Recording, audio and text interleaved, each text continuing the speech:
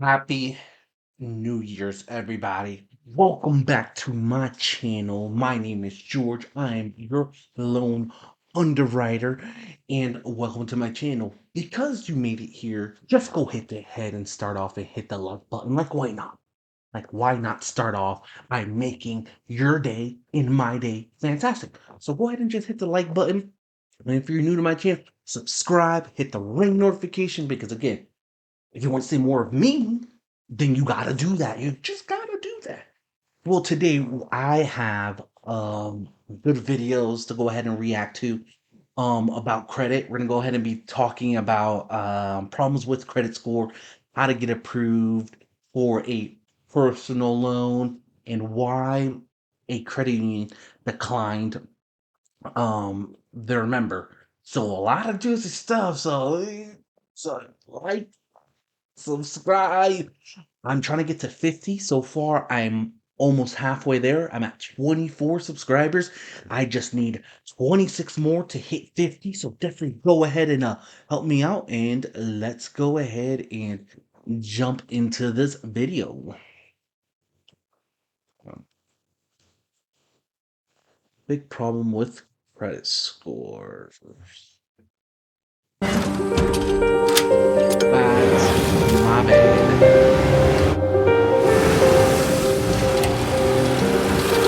Make more good in the Kia Sportage X-Pro. Kia, movement that inspires. Don't. America runs on credit. The three-digit score represents how likely a person is to pay his or her bills, and it impacts almost every aspect of an American's financial life. It's like your passport into everything that you need to do as an adult.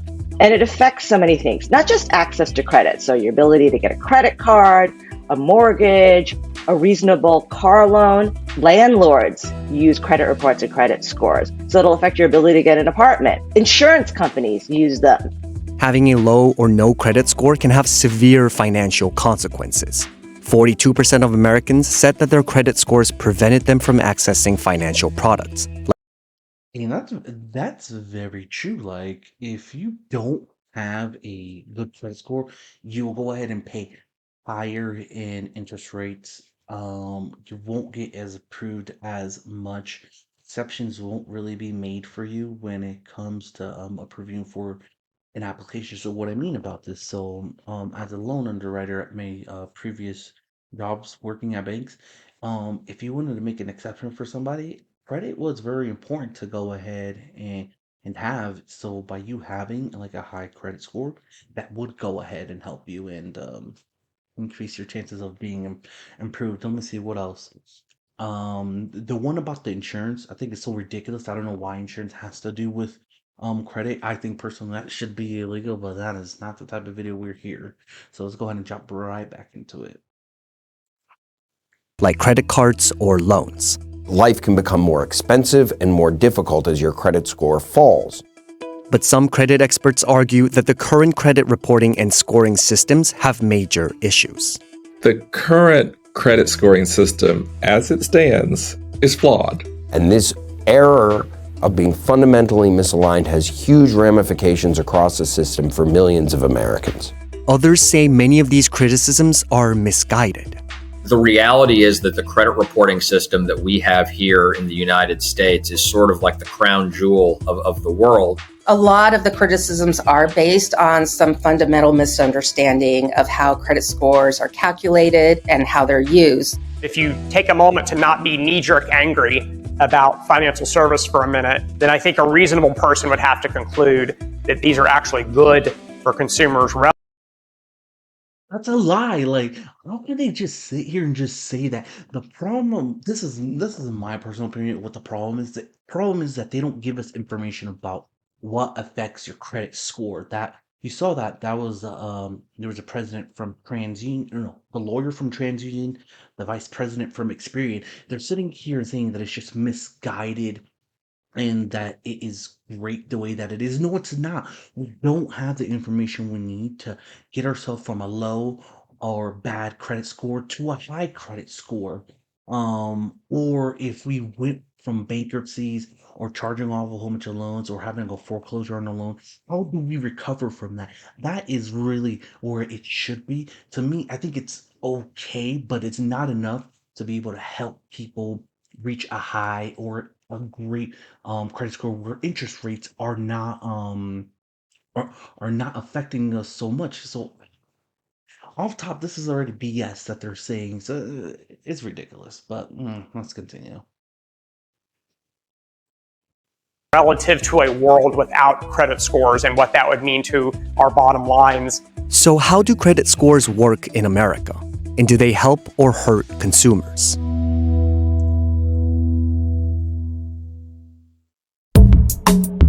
A credit score usually refers to a number between 300 and 850, which represents the holder's financial stability and credit worthiness. The higher the number, the better a consumer looks to potential lenders. Credit scores in the 500s are considered to be very bad. Credit scores in the 600s, we're starting to use terms like subprime, near prime, getting close to average, but you really need to get yourself into the 700s before you actually hit the national average, which is between 710 and 720, and then start working your way into the elite level scores, which are well into the 700s and certainly into the 800s. Credit scores and reports are two separate things. Reports refer to statements containing information about your credit situation, while scores are calculated based on that information from the report. The credit report is like the test you took. The credit score is the grade you got on the test. One is influential over the other, but they're not the same thing. Today, scores calculated by Fair Isaac Corporation, or FICO, have become the industry standard, used by 90% of top lenders. They're calculated using 5 main categories: 35% from payment history, 30% from the amount owed, 15% from the length of credit history, and 10% for new credit and the types of credit you have. It's based on an analytic algorithm, so we look at actual data patterns to say what helps us predict whether you're going to pay credit in the future. One of the main benefits of having a credit score is that it provides a quick and empirically sound method of measuring credit worthiness. Americans are borrowing today more than ever, with household debt topping $16 trillion during the second quarter of 2022, making credit scores crucial to many businesses. It allows lenders to make very, very precise decisions and have a very deep understanding of the likelihood of someone paying you back. Experts say that That is very true. Again, I'm proof of that as a loan underwriter. Being able to see this information and be able to make a excellent judgment based off if you're going to pay back that auto loan, personal loan, that mortgage, that student loan, that line of credit, the credit cards. Yes, like having access to your credit score is very important for us being able to help you get approved for a loan. So I'll give them kudos for that part. It's going to continue.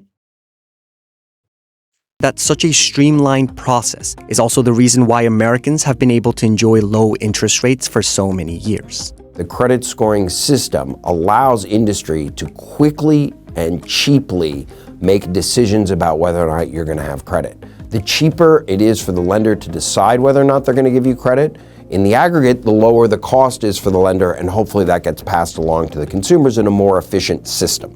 Without this system, lenders are going to do what lenders do, which is they're going to mitigate their risk. What that means in practical terms is higher interest rates, because that's how lenders mitigate risk. They charge everybody more to subsidize the risk that's posed by everyone, or more declinations. It's easier to say no to an applicant than to book an applicant who you know is going to default on a loan. Representing a person's credit worthiness using numbers also allegedly helped prevent lending discrimination. Lenders often relied on more subjective methods of evaluation prior to the invention of credit scores. Credit scoring, when it was first developed, was an advancement. It is better than having some banker sit across from you and judge you and read the information in your credit score, because they bring a lot of their subjective analysis and their own life experience into the analysis. And if their life is different than your life, frankly, if it's some white guy sitting across from some woman of color, that analysis can be flawed. if the information is not on a credit report, it is systemically impossible for your credit score to be influenced by it. What is not on your credit report? Things like your gender, your sexual orientation, your politics, your level of education, how much money you make, the socioeconomic makeup of your neighborhood, your level of education. So we're able to assess credit risk looking only at the past behavior that is on the credit report and only to the extent that it predicts future credit. Businesses nationwide are switching to Verizon. Man, these people are just the type of way that they're just trying to manipulate us. It's wild.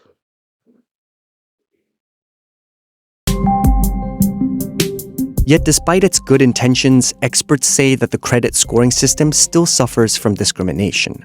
A survey of 5,000 US adults found that more than half of Black Americans reported having a low or no credit score, compared to 41% for Hispanics, 37% for whites, and 18% for Asian Americans.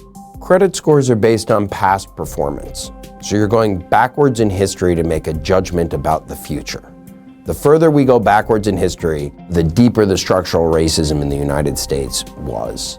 Intentional racism that happened decades ago gets baked into the cake, into the system, into the institutions and policies of our society. And that kind of structural racism requires no animus, no intent, but it still hurts Black and brown consumers. If your parent put your name on a bill because they had bad credit and then they were delinquent, you can turn 18 and inherit derogatory information on your credit report through nothing that you did. If you're a new immigrant in this country, your prior credit history doesn't travel with you. These credit bureaus are mostly domestic, so you show up with nothing. And by the way, a blank slate is a bad place to be in credit scoring. It means that you're unscored and your information starts off low and poor.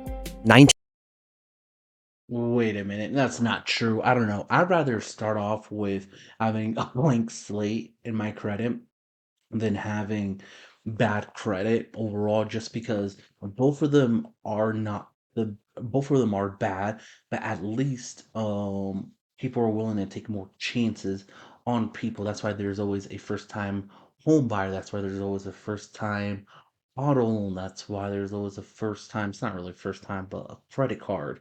Like, you're more likely to get approved, and I have approved people that don't have credit, they're new to credit, and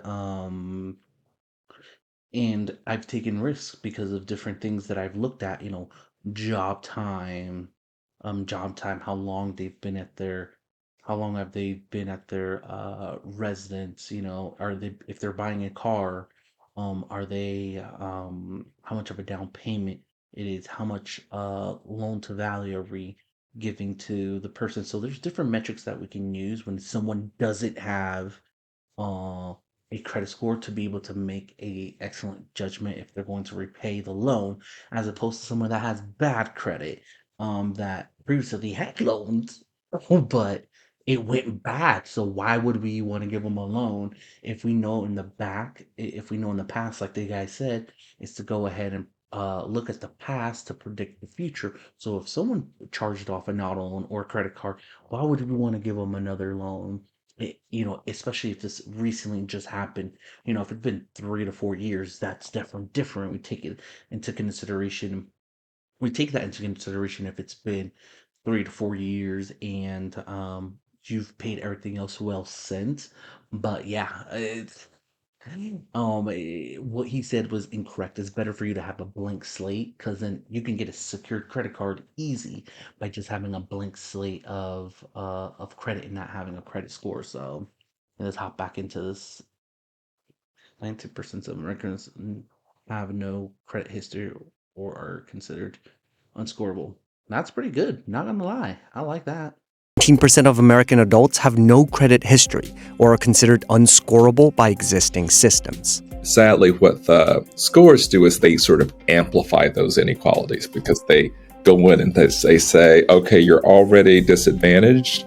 Now you can be doubly disadvantaged, because the score then sort of objectifies that you are somehow not worthy of being given a chance. that you are somehow deserving of much higher fines and fees than everyone else? Errors in credit reports can also often lead to miscalculated scores. A survey in 2021 found that more than a third of those polled found errors in their credit reports. Of more than 700,000 credit or consumer reporting complaints received in 2021, more than half pertain to incorrect information on their report. For me, it was a different person named Aaron Klein who didn't pay their cell phone bill in New Jersey. I also happened to live in New Jersey for graduate school, and this stuck with me for years. 1 in 20 have an error so serious it could cost them either the ability to get credit or a job or an apartment. However, those within the industry argue otherwise. When we look at our data, it is astronomically reliable. So we're constantly auditing and evaluating our data. Our regulators are examining us on a regular, ongoing basis. So they're looking at all of our systems around data integrity, data reliability, how we engage with consumers, et cetera. Under the Fair Credit Reporting Act, credit bureaus are responsible for correcting any inaccurate information on their reports. But research has suggested that many consumers find errors difficult to get fixed. Credit bureaus are like a judge that always rules for the defendant. So if your mortgage servicer says you're late, even though you really were never late, and you have documentation that you were never late, it will still show up as late. Fixing mistakes. That is so true. See, this is what the problem, this is what one of the problems is that, so in order for someone to report information to your credit report, they gotta have an account with all three credit bureaus, which is called data furnishing.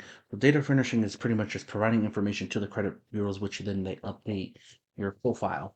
So that's what the problem is that they literally just take whatever the information the data servicer says as accurate instead of having them provide information and prove that it is true that, you know, this person was late, or maybe this account is in collection because they owe us. And it's so frustrating because obviously in the earlier times I've been in those situations where things have been in error have been reported, and they just do it, and what you got to do is dispute it after it already tanks your credit score, which is bad because, again, like they said, this will affect you for getting a car loan, credit card, mortgages, job, insurance. It affects so much of your life, and for them to just let that just go and happen, it's ridiculous. Like, to me, if I had an input, I would say, okay, if they want to report it, you have to get required documents and then send the consumer a email or a notification that, hey, this person is trying to report this collection. Do you want to dispute it? And then you also provide your information, because that'll go ahead and keep it fair where these people aren't reporting errors and then you don't know, because a lot of people are not familiar when it comes to their credit score and what's supposed to be there and not. So, but that's why I'm here. George, loan underwriter, was a certified credit counselor. But anyway, that's why I'm here. That's why you're on this page. Like, subscribe, come on. You want more? I'll give you more, but I need you to subscribe and hit the ring notification. But yeah, that's just my 2 cents when it comes into this. So yeah, let's go hop back into it. Is expensive and time-consuming for the credit reporting and credit scoring industry.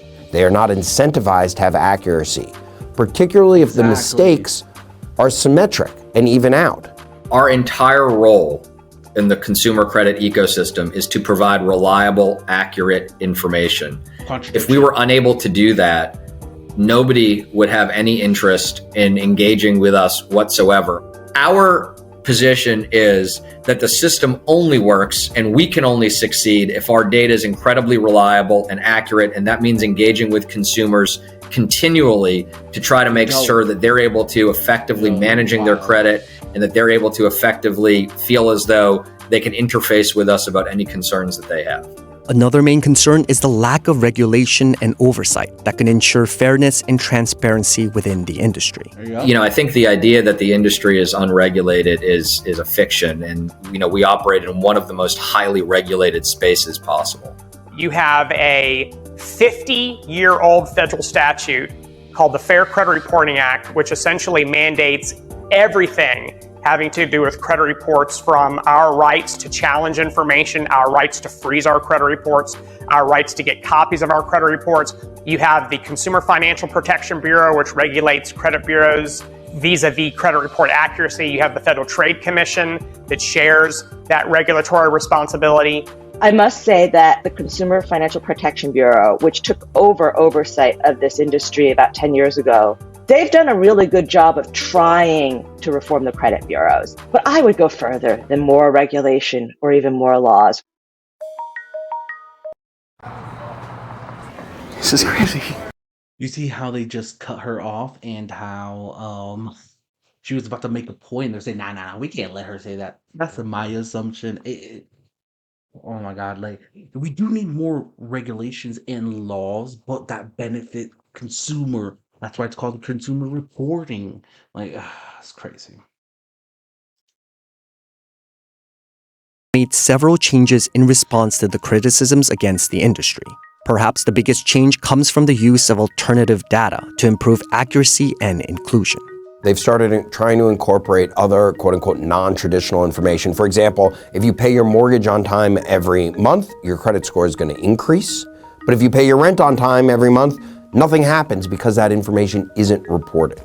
We've innovated with scores like the FICO Score XD and the Ultra FICO Score. They augment traditional credit data with rich alternative data, such as how you pay your telco utilities, as well as information that's in your checking and savings account. I wouldn't save up. The point of these new scores is to allow consumers to find other ways beside the I wouldn't do that. I wouldn't sign up for Experience Credit Boost. Like that stuff when it comes to looking from a loan underwriting perspective. Whenever we see people are reporting like their utilities, their phone bills, through Credit Boost and everything else that you'll get through there, we don't care about that as loan underwriters. That has no determining factor if you're going to pay back the loan. That's just something that has just been proven with not just me, my other colleagues. Like, that doesn't really mean anything. Like that, there's nothing to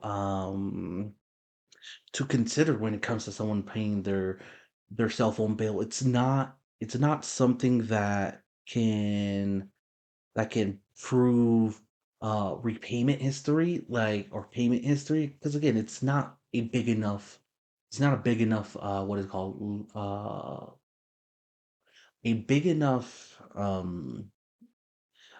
like balance for us to really to care, because that's really when it comes to auto loans, and you're trying to scale up and go from like a smaller auto loan to a higher auto loan, because you had let's just say you had a $1,000 car loan. Well, actually, that's a bad example. Only because you had a cell phone bill. Only because you had a cell phone bill, and now you're trying to apply for a $5,000 auto loan, doesn't mean that necessarily you'll be able to handle a $5,000 auto loan because of that. So yeah, so really just stay away from that stuff. To me, it's just more information they have about you, and more that they can add to their system and manipulate and sell your data. Because then these credit bureaus do sell your data. So by not giving them as much information and just working with what you have, honestly, I would just stick to that. So let's go and continue.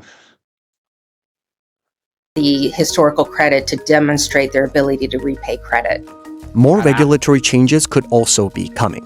Two bills, the Protecting Your Credit Score Act and the Comprehensive Credit Act, were both passed by the House in 2020, aimed at overhauling the credit scoring system with more oversight and provisions aimed at protecting consumer credit.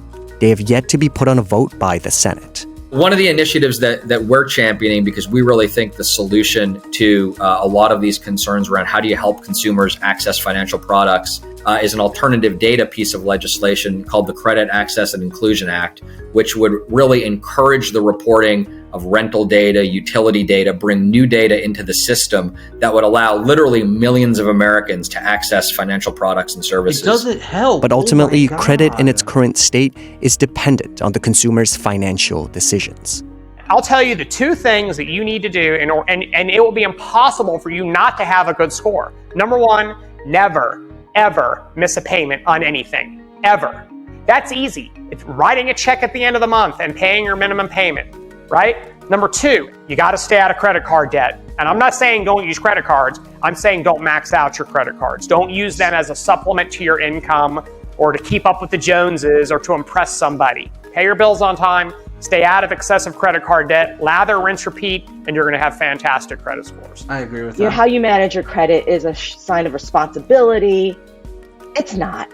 A lot of people have negative items on their credit report because they were the victim of bad luck, not because they're bad people. So they got sick, they lost their job, and now they can't pay their bills, and their credit report's going to stop them from getting a new one? That's crazy. I agree with that. Well, there you have it. Wow, big problems. So you guys heard a lot of my frustrations on this, and I I think these credit bureaus just have too much power, and I'm actually gonna look into that bill and see what that bill is gonna do, and hopefully make it a channel. If you definitely want me to do a video on that, like, subscribe, hit that ring notification, so you guys can go ahead and stay up to date on the most credit news. So all right, so let's go ahead and jump into this other video.